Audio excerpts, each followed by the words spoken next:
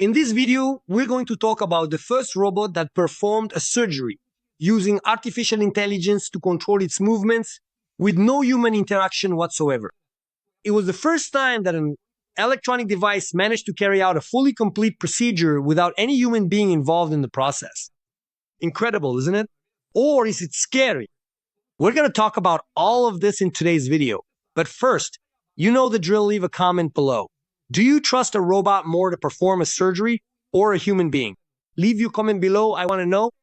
Also comment below if you've ever experienced or heard of a case where, due to a lack of doctors or delays in care, someone ended up passing away or was seriously harmed because of the wait for treatment. Comment below. Let's talk about it. This is a very serious topic and it deserves a discussion. Let's go straight to my computer screen. Remember, at the end of the video, I'll leave the news channel here for you to subscribe to if you're interested. And just a reminder, I'll be giving my opinion as an artificial intelligence specialist and also from a legal perspective, if that's relevant, since I'm also a lawyer, but I'm not a healthcare specialist, okay? You can also share your opinion so we can discuss it in the comments. Shall we get started? 3, 2, 1, go. Let's talk about the robot. Yes, a robot that performed the first gallbladder removal surgery on a patient, and the robot was completely guided by artificial intelligence without any intervention from surgeons. Let's break down this news, let's show what happened, but before that, since you're here, don't forget to subscribe to the channel, give us a thumbs up and share this video because it really helps our work. Look, here to subscribe and hit that like button to show your support. And if this is your first time here, watch a bit of the video, and if it adds something to you, I invite you to subscribe to the channel. Either way, whether you subscribe or not, leave your comments so we can chat. Hey everyone! A robot guided by artificial intelligence has performed the first surgery on a human. The system, developed by Johns Hopkins University in the United States, carried out a gallbladder removal surgery, also known as a cholecystectomy. See folks, it's not on animals, it's already on humans. The future isn't just around the corner, it's now. In the present, the surgery was performed by a huge robot. We can see here just how big the robot that operated on this person is, right? For the first time, a robot guided by artificial intelligence performed this surgery on a real patient. The system developed by Johns Hopkins University in the United States performed this gallbladder removal, and this achievement was published this week in the journal Science Robotics. This advancement takes us from robots that can perform specific surgical tasks to robots that truly understand surgical procedures, said medical robotics expert Axel Krieger in a statement from the American University. Look at this, folks. There are people out there wanting to control artificial intelligence, to regulate artificial intelligence, while at the same time aligning themselves with countries from the axis of evil. Meanwhile, the United States is developing a robot capable of performing autonomous surgeries. Guys, this is huge. While some people are busy arguing, like making memes on the internet, having these debates about social media and so on, there are real applications of artificial intelligence in healthcare, which, when used properly, are obviously very beneficial for us. Obviously, there will be a transformation in the professional field. And just imagine, ask yourself, a doctor in this case, who used to perform surgeries, looks at this. A robot doing his job 100% without human interaction. What is that person going to think? What impact will this have on the job market? So at the same time that, numerically speaking, we can prove we will prove that robots tend to make fewer mistakes in surgery. In other words, making fewer mistakes means the operation will be more successful. If it is more successful, it tends to save more lives. So if we reach that number, and also, if the price makes sense, because at first, obviously, the technology is more expensive, but if it becomes possible, right, if the price is reasonable, everything will be replaced by robots. And you leave your comment here now, do you trust it or not? But imagine that right now you don't trust it. A year goes by, 2 years go by, the robots start operating, and there are all these news reports saying they practically never make mistakes. There's a 99.99% chance they'll get it right. While humans are, 70%, you'll end up trusting them not now, but maybe in the medium or long term. Can you imagine?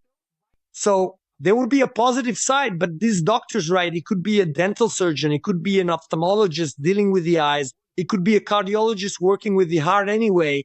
There are lots of possibilities.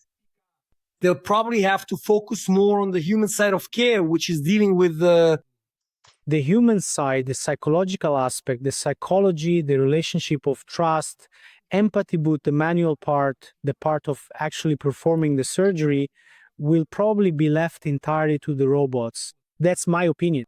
Share your opinion in the comments. Let's keep going. This robot, called SRH, which stands for Hierarchical Surgical Robot Transformer, was trained using artificial intelligence machine learning techniques similar to those that power OpenArt's ChatGPT. ChatGPT is simply fed with direct instructions on how to perform a surgery.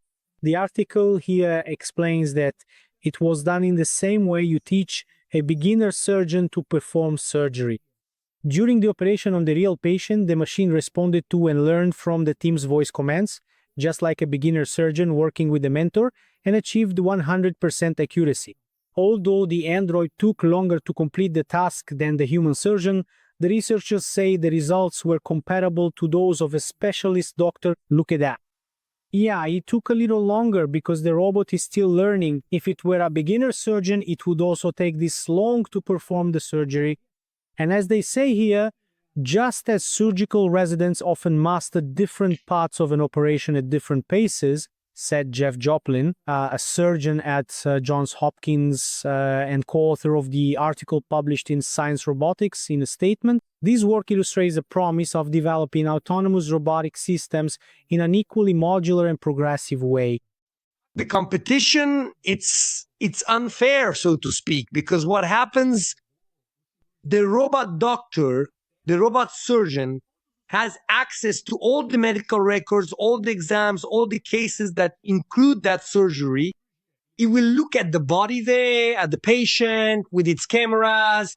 Then it will access the databases. It will look at similar situations and will perform the surgery, making comparisons. The probability that it resembles a case from another country on the other side of the world in the last 15 years is this. So the likelihood that I will get it right by performing the surgery this way is this. All of this is processed in seconds, not to mention that the machine never gets tired.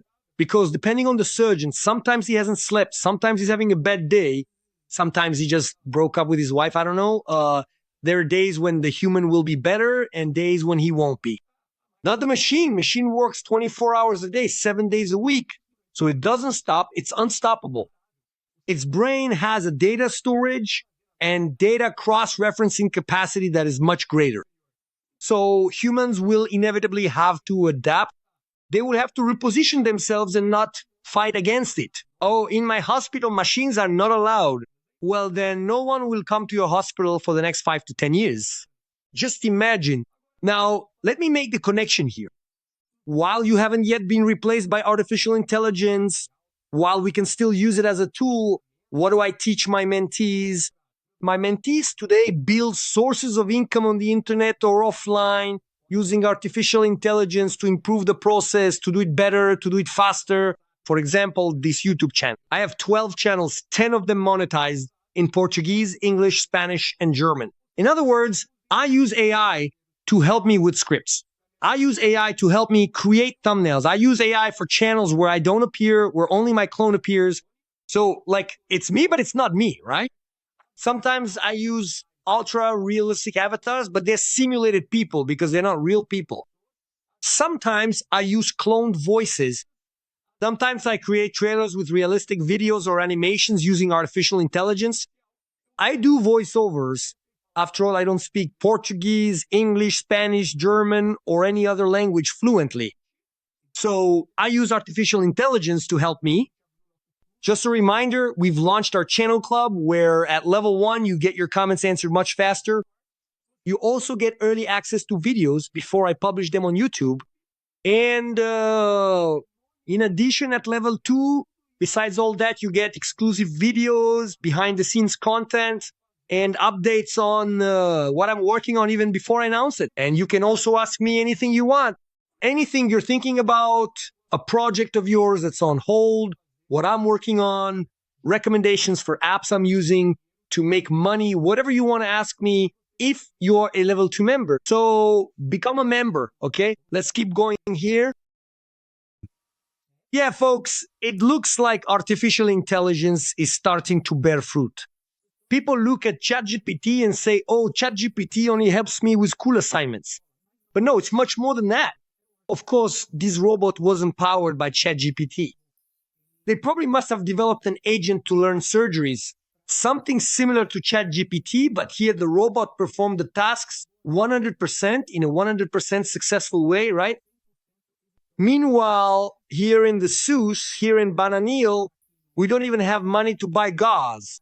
And an American even came here, got treated by the Seuss, did something here in the Seuss and said that the Seuss is wonderful. I know the mother of a friend of mine who died in a Seuss chair while waiting for gallbladder removal surgery. For those who don't know, who are watching me in English, Spanish, German, SUS is Brazil's public health system, which much of the world praises not because it's wonderful, but because it's public, because it's free, since we, well, pay taxes, as all countries do, but the exchange of taxes for public service, basically, is what people from outside Brazil praise. But regardless of the country you're in, once the machine is purchased, it can greatly reduce the cost of the system and improve quality. Because if the machine works more, it doesn't get tired, it can handle more appointments than a human, and it charges, so to speak, less, since after the equipment is ready, there's maintenance, but that's much cheaper than a salary and so on. I'm not saying you have to replace humans, I'm just doing the math, the calculation that the hospital is going to make. So basically, you'll be able to reduce wait times and serve more people. If people recover faster, follow-up appointments also decrease. And that's basically the future. I'd like to know your opinion. Leave it in the comments below. I'll leave a link here to a playlist about day robots, companion robots, which people like here on the channel, and this mix between artificial intelligence and robots. All right. I'll keep going with you in this video here. That's it. See you in those videos. See you soon.